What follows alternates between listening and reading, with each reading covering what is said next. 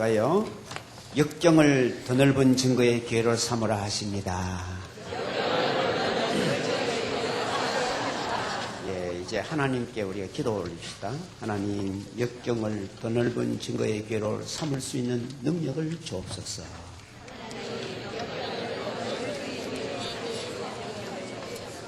예, 하나님께서 삼으라 하실 때 우리는 삼을 수 있도록 하나님께서 능력을 주시 않고 감당할 수 없기 때문에 기도해야 될 줄 믿습니다. 우리가 지금 바울 사도가 예루살렘에 올라가면 잡힌다는 많은 예언자들의 예언을 어떻게 보면 무시하는 것 같이 보이죠. 그러나 바울은 잡히는 것이 하나님의 뜻이라면 잡히되 준비해서 잡혀야 된다. 그래서 기도하고 준비해서 갔습니다. 그래서 지난 22장에서 그는 잡혀서 이제 폭도들에게 막 때리고 할 때에 군인들이 그들을 보호하기 위해서 번쩍 들고 이렇게 군인 부대로 데리고 들어가서 보호하기 위해서 가게 되었습니다. 그런데 그 부대로 올라가는 것이 계단이 이렇게 있는 곳이었다고 그랬어요. 그래서 이제 계단으로 올라가서 부대에 들어가기 직전에 돌아보면서 생각하니까 나의 삶의 목적이 뭔가? 내가 고난과 역경이 문제가 아니고 하나님의 은혜를 증거하는 것이 내게 주신 하나님의 사명이라. 사명이 뭐예요? 목숨 걸고 일할 만한 게 사명이에요.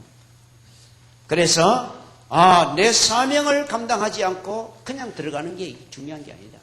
그래서 천부장을 보고 나 당신 좀 말할 수 있도록 해둬라. 여기 이 사람들이 지금 내 말을 좀 들어야 되겠다. 그런데 그 말이 헬라 말입니다. 히브리어 하던 사람이 헬라 말을 들어가는데 헬라 말을 너무 유창하게 잘하는 거예요. 당신 그러면 전에 폭동 일으켰던 애굽 사람 아니야? 아니요. 나는 유대인이고 길리기아 다소에서 났어. 내가 이 백성들에게 말할 수 있도록 기회를 주시오. 그래. 그런 것도 말하라. 그래서 올라서서 여러분, 그리고 이제 자기가 어떻게 예수를 믿게 됐다는 것을 이야기했습니다. 그걸 간증이라고 그래요. 그걸 그냥 간증이 아니고 구원 간증이라고 그런다 그랬습니다. 거기서 바울 사도가 한 가장 중요한 말이 무엇입니까? 내가 예수 그리스도를 믿을 수 있는 사람이 아닙니다. 이거예요. 나는 철두철미하게 예수 믿는 사람 죽이고 가두고 핍박했던 두목이다 이거예요. 그런데 예수님이 나를 만나주셨어. 그거를 가르쳐서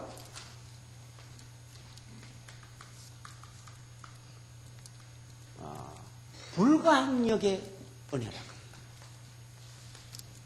거부할 수 없는 하나님의 은혜였다 이거예요.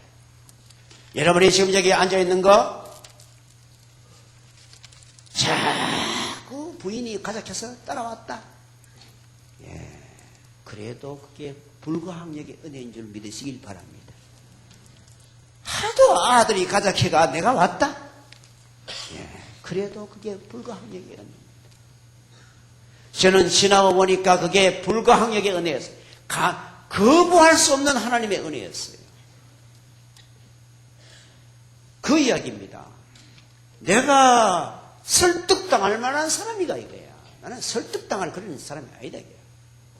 주대가 분명하고 나는 철두철미한 종교인이었다 이거예요. 그런데 해보다 더 밝은 빛이 정오에 내리비쳤어요. 그건 뭐예요? 이는 혼돈일 수 없다는 거예요. 뭐 밤에 자다가 이게 아니다는 거예요. 12시 대낮에 해보다 더 밝은 빛이 비치면서 사울아 사울아 왜 네가 나를 핍박하느냐? 그때 사울이 대답한 말은 주여 누구십니까? 왜 주여라고 말합니까? 해바다 더 밝은 빛으로 자기를 비출 수 있는 이분, 당신은 하나님이다 이거예요. 이스라엘 사람들이 아도나이 이러면 이게 하나님 보고 하는 말이에요. 주여. 그러면서 당신이 나를 이렇게 비추어주는 거 말이야. 틀림없이 하나님이신데 내가 지금 혼돈하고 있는 모양입니다. 당신이 도대체 누구십니까? 주여 누구십니까?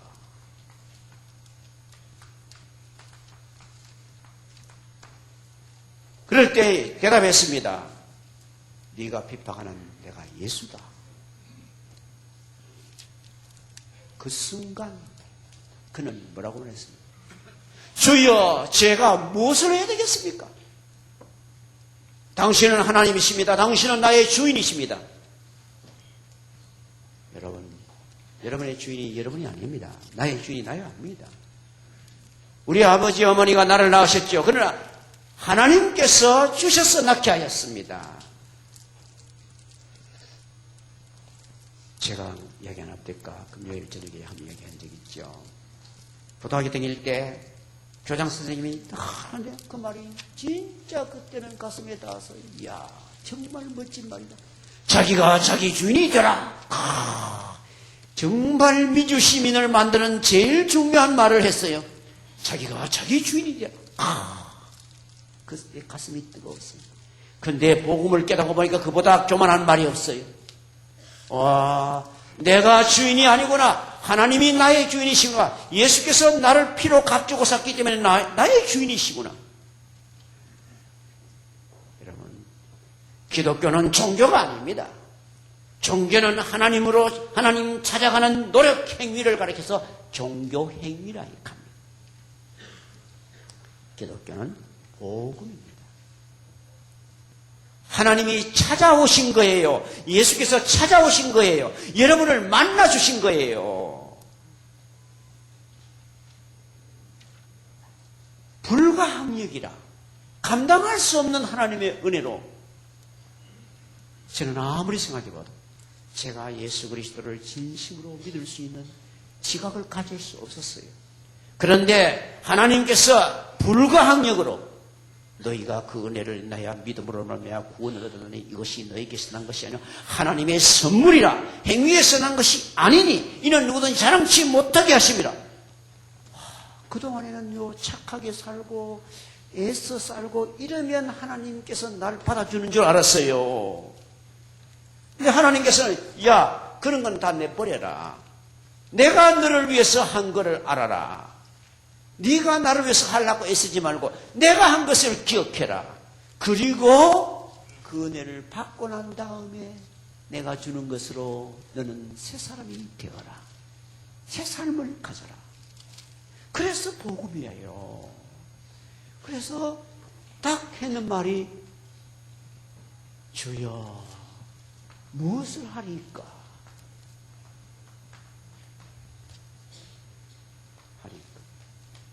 그러니까 우리가 주님의 정말 나의 주되심을 믿는다면 이제 제가 무엇을 해야 되겠습니까? 그 말을 반드시 주님께 고백해야 됩니다. 여러분이 목사님만 성직자인 줄 알면 잘못됐다고 제가 이렇게 했죠. 여러분이 공무에 나가야 믿습니까? 교수십니까? 의사입니까? 선생님이십니까? 공장에서 일하십니까? 왜 하십니까? 주님의 은혜를 증거하기 위해서 하는 것입니다. 그래서 어느 직분을 가져도 어느 직업을 가져도 이것이 왜 하느냐 이유를 바로 알고 하면 그게 성직입니다. 왜요? 주님을 영화롭게 하기 위해서 나가기 때문입니다. 그래서 우리는 인간의 제일 되는 목적이 무엇이냐? 그럴 때 하나님을 영화롭게 하는 것과 그를 영원토록 즐거워하는 것이다. 하나님을 영화롭게 하는 게 뭐예요? 하나님을 최고로 높이는 것이다 이거예요. 어떻게 하면 하나님을 최고 높입니까? 그 자식된 우리가 하나님 뜻대로 살 때에 우리가 뭐 아들 보고 어떤 아들 인사 잘하고 너무 태도가 좋으면 뭐라 합니까? 자, 누집하고 저 아버지가 누구? 아를 왜 키워놔 저리 귀하게 빤따당한 아가 됐노? 그 아버지를 그냥 막 칭찬하고 엄마를 칭찬합니다. 그럼 어디 됩니까? 아버지가 영광을 받는 거죠. 우리가 이 땅에서 반듯하게 살아야 되는 중요한 이유가 뭐 때문입니까? 예수님의 이름이 높아지기를, 하나님의 이름이 높아지기를. 그래서 우리가 기도할 때도 주기도를 딱 보면 제일 먼저 뭐라 해요? 하늘에 계신 우리 아버지여, 이름이 거룩히 여김을 받으시오며. 이름이 거룩히 여김을 받는다는 말이 하나님 이름 원래 거룩해요. 그런데 다른 모든 사람이, 안 믿는 모든 사람이 저 하나님은 정말로 위대한 분이다, 여기어야 되네. 여기어야 되네. 어떨 때 여깁니까? 우리가 하나님 뜻대로 바로 살 때, 우리가 말씀과 기도로 거룩하게 살 때, 사람들이 보고 뭐라 합니까? 와, 나는 예수를 안 믿지만은 도대체 예수님이 누구? 저 예수 믿는 사람 보니까 놀랍다. 도대체 어떻게 저렇게 살 수가 있나? 그렇게 고백하는 말을 듣는 것이 정상입니다. 그런데 지금은 많은 사람들이 예수는 좋은 줄 아는데 예수 믿는 아무 것이 우리 옆집에 있는 그것 때문에 나는 교회를 가고 싶지 않다, 이런 말을 하는 사람들이 많다는 사실에 우리는 자기를 돌아봐야 되겠다는 거예요. 오늘 말씀 딱 보면 1절에 뭐가 나옵니까? 이제 그래 잡혀가지고는 이제 이야기를 하려고 그러는데 얼마나 폭동을 일으켰는지. 바울이 이제 그렇게 그 백성들 앞에서, 폭도들 앞에서 막 증거합니다. 그러면서 15절 보세요. 하나님이 그에게 맡긴, 예수님이 그에게 맡긴 사명이 뭐라고요? 다 같이 시작. 내가 그를 위하여 모든 사람 앞에서 22장 23장 말고 앞에 봐야 돼. 22장 15절 시작. 내가 그를 위하여 모든 사람 앞에서 내가 보고 들은 것에 증인이 되리라. 증인이 되리라. 그리고 난 다음에 이제 바로 다메섹에서 증거했습니다. 그리고 3년 동안 아라비아 사막에 가서 기도했습니다. 준비했습니다. 그리고 난 다음에 돌아와서 이제 예루살렘에 갔습니다. 곧 나옵니다.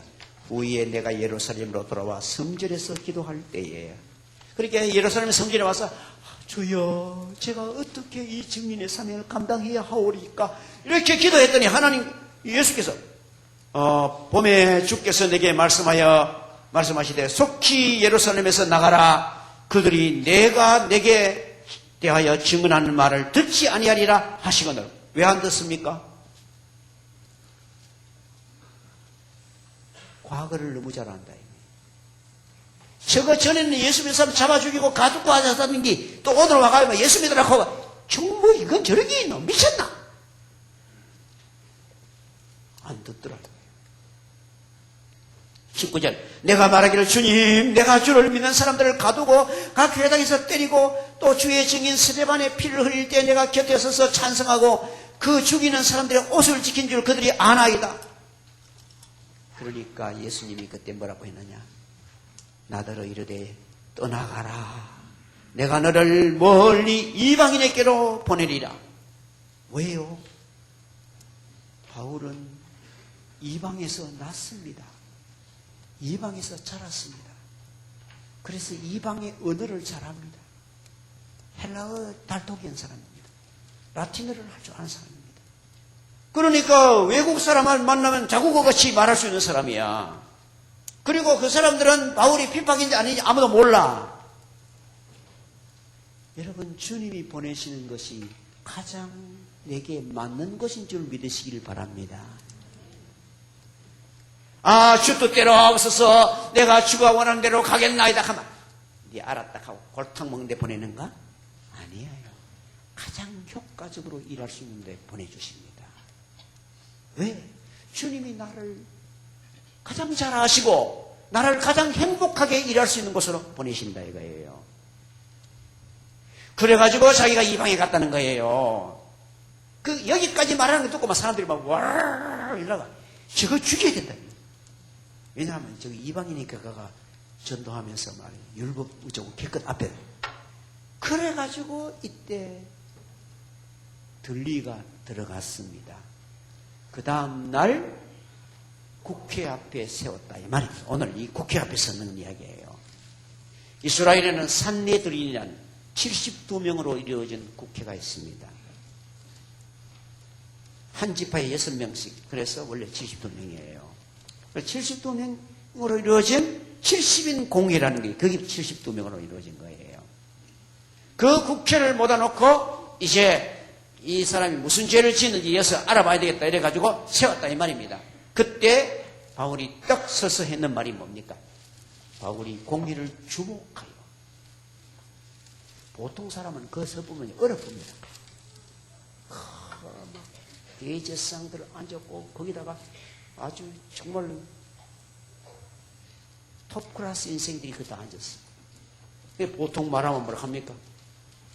존경하는 의원 여러분 이런 게 나와야 돼. 근데 바울은 뭐라 그럽니까? 주목하여 딱 내다봐 쫙 봤어요. 왜냐? 사실은요 바울이 그 의원 생활을 했던 사람이라고 보는 분들이 많습니다. 왜냐? 스데반을 죽일 때 가편 투표를 했다 했거든. 가편 투표. 저거 사형시키자 가편 동그라미 쳤다 이거예요. 그걸 어디서 하느냐? 산헤드린에서 한다.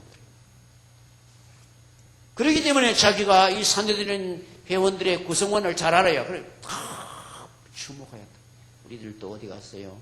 말씀을 전하고 가서 이렇게 간증하고 뭐 할 때도 눈을 쳐다보면서 이래 해야 돼요. 이래 해가지고 이러면 그게 증거가 잘 안 돼요. 주목하고는 뭐라 합니까?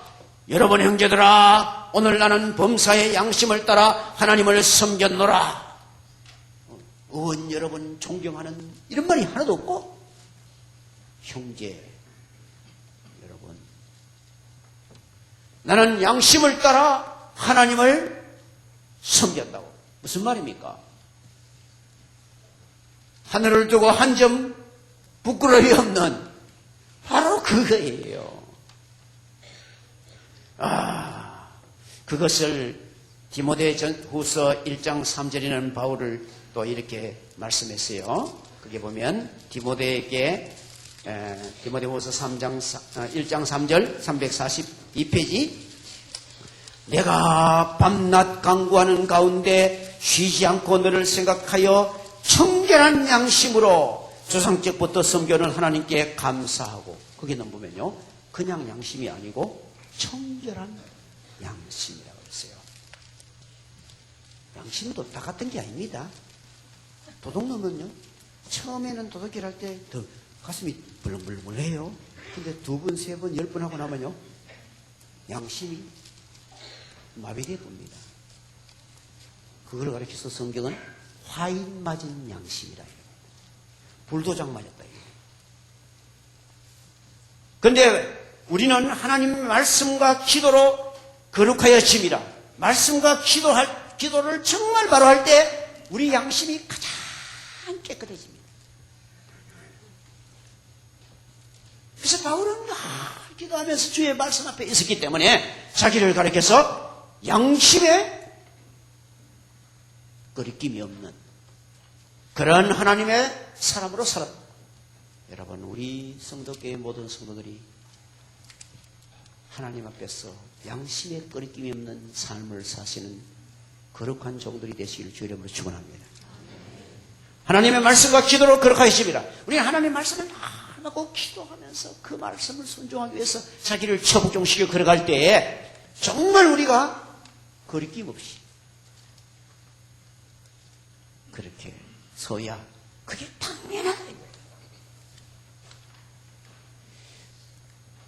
나는 부족하고 나는 사실은 내 생활을 보면 당신이 날 못 믿겠지.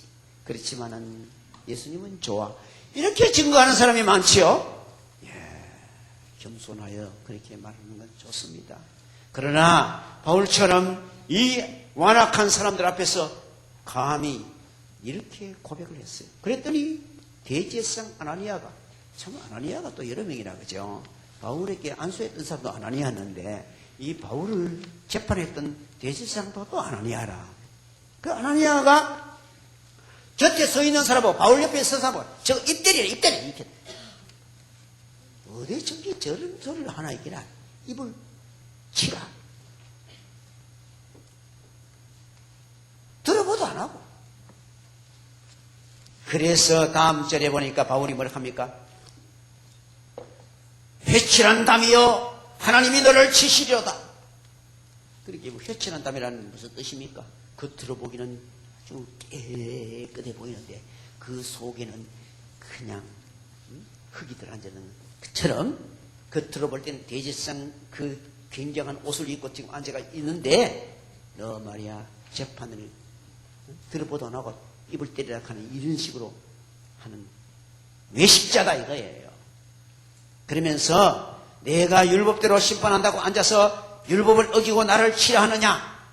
율법에는요 레위기 19장 15절에 보면 너희는 재판할 때에 불의로 행하지 말며 가난한 자를 편을 들지 말며 세력 있는 자를 두둔하지 말고 공의로 사람을 재판하라 이렇게 있습니다. 우리는 잘못하면요 가난한 사람은 무조건 동정하기 쉽습니다. 그래서 막 제가 이렇게 어렵고 해신데 저래 훔치도 우연히 좀 봐줘야 안 되겠나 이래가 그냥 웬만큼 잘못해도 지금 저 사람들은 지금 너무 어려워서 저렇게 되는 식의 봐줘야 돼. 이래가 지금 무죄 판결 이런 게 죄 분명한데도 막 나오는 경우가 있는데 성경에는 가난한 자라고 해서 절대로 봐주면 안 돼. 세력 있는 자도 봐주면 안 돼. 진리대로 해야 된다 이거예요. 그런데 이 들어보도 안 하고 입 때리라 이거 하니까 하나님이 너를 칠 거다. 이게 예언이 되는지 이후에 이 사람이 정말 죽게 됩니다. 나중에. 자, 그러니까 곁에 서던 사람이 뭐라 합니까? 네가 말이야 대제사장을 욕한다고? 근데 바울은요 그 말 탁 듣자마자 그분이 대제사장이었습니까? 제가 그걸 몰랐습니다. 성경에 말하기를 내 관원을 욕하지 마, 비방하지 말라고 했는데 제가 그렇게 한 것은 제가 모르고 실수했습니다. 당장 그것을 인정했습니다. 우리도 그리스도인이요 잘못되는 걸 지적해주면요 그 잘못되는 걸 깨달았거든요. 아우 죄송합니다 이렇게 나가야 돼요. 알겠어요? 니는 안 그랬나? 이렇게 해서 하면 안 돼요. 많은 사람들이 그래 문제라. 우리는 자기 부족을 인정할 줄 알아야 다른 사람에게 마음이 열릴 수 있습니다. 그래서 그 다음에 이제 자기를 또 변호합니다. 바울이 그렇게 사과를 하고는 6절 보면 바울이 그 일부는 사두개인이고 다른 일부는 바리새인인 줄 알고 자기가 옛날에 이스밖에 다 알거든요. 그렇게 바리새파하고 사두개파하고 이렇게 파가 서로 나눠지기 때문에 바리새인이라는 게 구별이라는 뜻이에요. 구별. 그렇게 철두철미의 성경대로 살려고 애쓰는 사람들이 율법주의자가 바리새인입니다. 그리고 사두개인도 뭐냐? 요거는 철저하게 현실주의자입니다. 그래서 천사도 없고 영도 없고 이건 완전히 그러니까 신앙이 없는 사람이에요. 신앙이 없는 사람. 지금도 교회 안에 이런 교회 회의하는데 그런 수가 있습니다. 목사님이란 이름을 가졌지만은 전국도 지역도 없다는 사람들이 제법 있습니다. 옛날에 그런 사람이 있었어요. 윤모모 씨. 우리 눈가를 갖다 기분 나빠요. 그래, 그 신문 났을 때 그랬더라고. 미국이나 한 어떤 목사님은 이 사람은 불신자입니다. 왜? 중도 없고 집도 어떻게 했으니까. 맞습니다. 이름만 목사라고 해서 목사가 아닙니다. 여러분, 그 때문에요. 성도가 성경을 철저하게 읽어야 됩니다. 여러분이 양식을 자기가 찾지 않으면 안 돼요. 하나님의 말씀을 전하는 자가 흙탕물을 전하는지 생수를 전하는지 알아야 된다 이거예요. 그러려면 내가 양식을 매일 먹지 않으면 분별이 안 됩니다. 이때도 이런 두파. 그래서 바울이 뭐라 합니까? 나는 바리새인이요 바리새인의 아들이라. 자기가 철저하게 바리새인이라. 바리새인의 아들이라. 그러면서 내가 죽은 자의 부활 때문에 여기 있었습니다. 바울은 자기가 왜 거기 있었느냐? 예수님이 십자가에 돌아가시고 3일 만에 살아나심으로 나의 구주가 되셨다. 이거 증거하라고 썼다 이거야. 그러니까 바리새인들은 저 사람이 영에게 뭐 들었나? 천사가 이야기해 줬나? 그럼 뭐 별 잘못한 거 없네. 이랬단 말이에요. 사두개인들은 저거 죽여야 된다 이게. 그래서 자기들끼리 막 요새 막 국회가 이렇게 시끄러운 게 아니고 이 2000년 전 이때도 국회가 마찬가지였습니다. 그러니까 여러분 우리 한국 국회가 이거 막 지금 막 개목자라고 하지 말고 기도해 줘야 됩니다. 사람이 모인 곳에는 정치가 하는 곳에는 거의 다 그래. 이때도 막 얼마나 들이 강력하게 막 싸웠는지 이 구절 보세요. 크게 떠들며 바리새인 편에서 몇 명이 생하니 다투어 이르되 우리가 이 사람을 보니 악한 것이 없도다. 영이나 혹 천사가 그에게 말하였으면 어찌하겠느냐. 그리고 10절 보세요. 큰 분쟁이 생기니 천부장이 바울이 그들에게 찢겨질까 하여 군인을 명하여 내려가서 무리 가운데서 빼앗아 가지고 영계로 들어가라. 그러니까 가만 놔두면 막 서로 막 땡기고 하다 옷 다 째고 막 사람 다 다치겠다 이게라. 그래서 안 되겠다. 가만 봤더니 국회에 세워놓으면 뭐 좀 알 것 같은데 모르고 이거 어제 싸움만 하는 거야. 빨리 부대 안으로 빨리 가라. 왜 갑니까? 바울이 자기가 로마 시민권을 가진 사람이라고 밝혔어요. 로마 시민권을 가진 사람을 제대로 보호 안 하면 나중에 자기가 책임 문책을 당하기 때문에 빨리 모시고 올라가라. 이렇게 됐어요. 우리는 세상에 기대하면 안 됩니다. 세상의 국회는요, 그때나 지금이나 복잡합니다. 그래서 우리 하나님이 은혜 주셔야 바르게 나가지. 사람만 모아놓으면 똑같습니다. 아들 싸우는 거랑 똑같잖아요. 국회 보니까. 근데 그게 이때도 신앙이 있다는 이스라엘 국회도 이랬다 이 말이에요. 그런데 하나님께서 11절, 오늘 제일 중요한 절은 11절 한 절이에요. 그날 밤에 그렇게 지금 어려움을 당하고 난 다음에 그날 밤에 주께서 바울 곁에 섰어. 성경에 보면요, 중요한 일이 있을 때는 항상 주께서 서 계십니다. 스데반이 순교받을 때, 순교할 때 보면 주께서 서신 것을 보노라 이렇게 말했어요. 거기 보면 7장에 보면. 그러니까 스데반이 순교할 그때 주님이 그 영혼을 받으시기 위해서 서서 계셨어요. 이때도 주께서 섰어.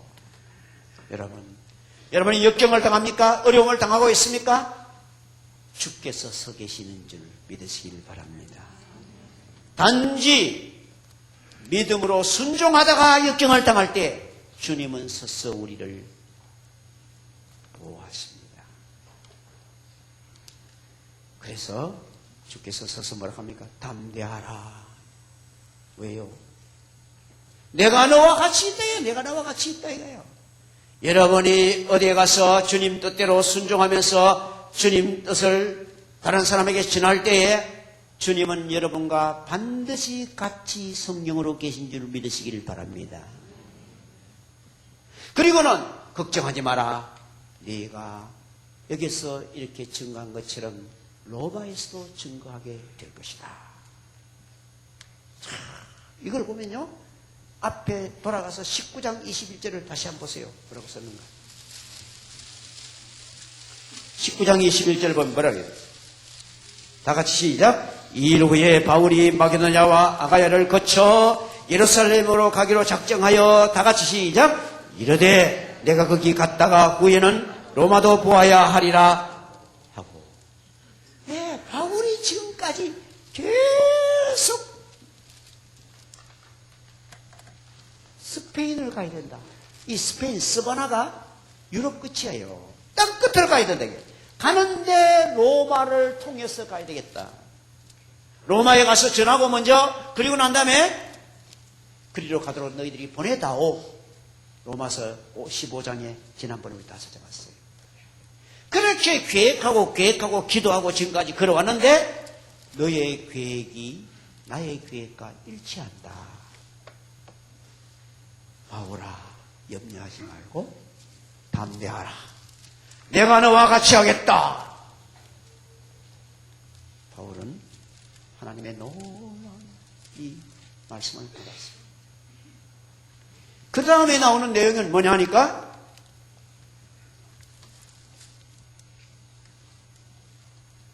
바울의 생질이 면회를 왔어.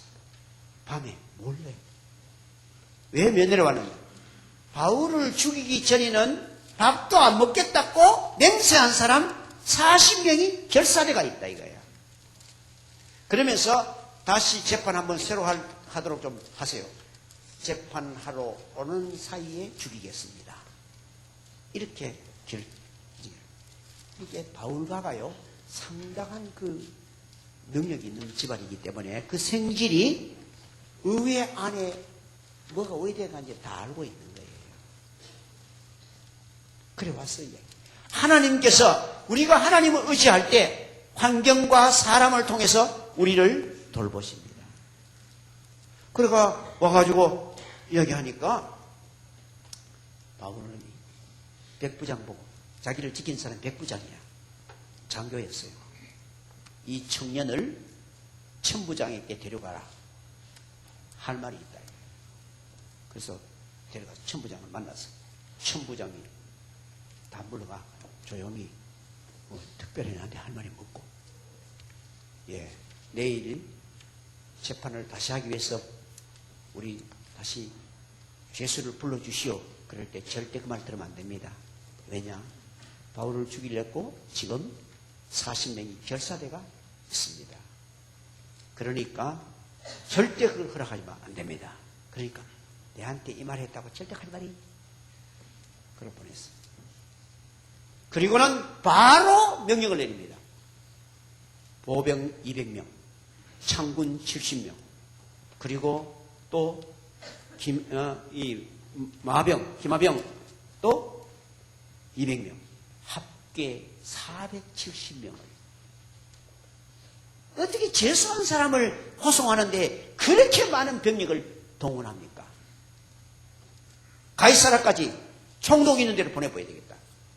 이래가지고 470명을 밤 9시에 출동시킵니다. 하나님이 한 번 간섭하시면 세상에 군인도 쓰고 모든 것을 하나님은 사용하실 수 있다 이거예요. 우리가 역경을 만날 때 항상 기억하라고 그랬죠. 성도가 역경을 만났다. 그러면 대개 두 가지 조건으로 만난다. 죄를 지었을 때 요거를 가르쳐서 채찍이라. 요거는 히브리서 12장 5절에서 13절에 나와 있습니다. 상세히 나와 있습니다. 채찍이 없으면 너는 사생자다. 하나님의 자식이 죄 지으면 반드시 때린다. 왜? 고치라고. 이때는 회개하면 해결이 납니다. 그런데 죄를 안 지었고 아버지 뜻대로 잘 살았는데 어려움이 생긴다. 이건 뭐냐? 하나님께서 훈련시키는 거야. 연단. 연단. 연단은 어떻게 하면 해결되는가? 인내하면 해결됩니다. 이것은 야고보서 1장 2절에서 5절까지 나오는 것이에요. 이것의 대표적인 인물이 누구냐? 요나. 구약의 요나가 하나님께서 니느웨에 가서 40일 니느웨가 망한다고 해라. 근데 니느웨 안 가고 다시스로 가려고 배 타고 가다가 풍랑 만화가 죽을 고비하고 물고기 뱃속에까지 들어가가지고 3일 고생하다가 나왔지요. 그런데 회개하고 가서 외쳤더니 어디 됩니까? 거기 막 부흥이 일어났습니다. 이거는 바로 요나가 바로 이것은 구약의 대표적인 욥은 동방의 의인이고 진실하게 살았는데 재산 다 잃어버리고 엄청난 고생을 했어요. 끝까지 기도하고 끝까지 주님 붙잡다가 배나 복을 받았다.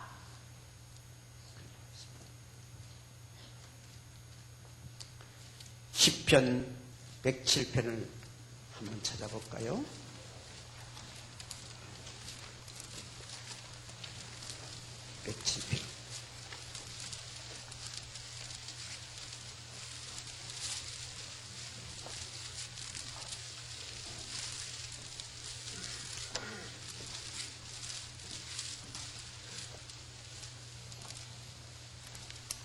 백칠편 23절 배들을 바다에 띄우는 큰 물에서 일하는 자는 여호와께서 행하신 일들과 그의 기이한 일들을 깊은 바다에서 보나니 여호와의 명령하신즉 강풍이 일어나 바다를 물결을 일으키도다.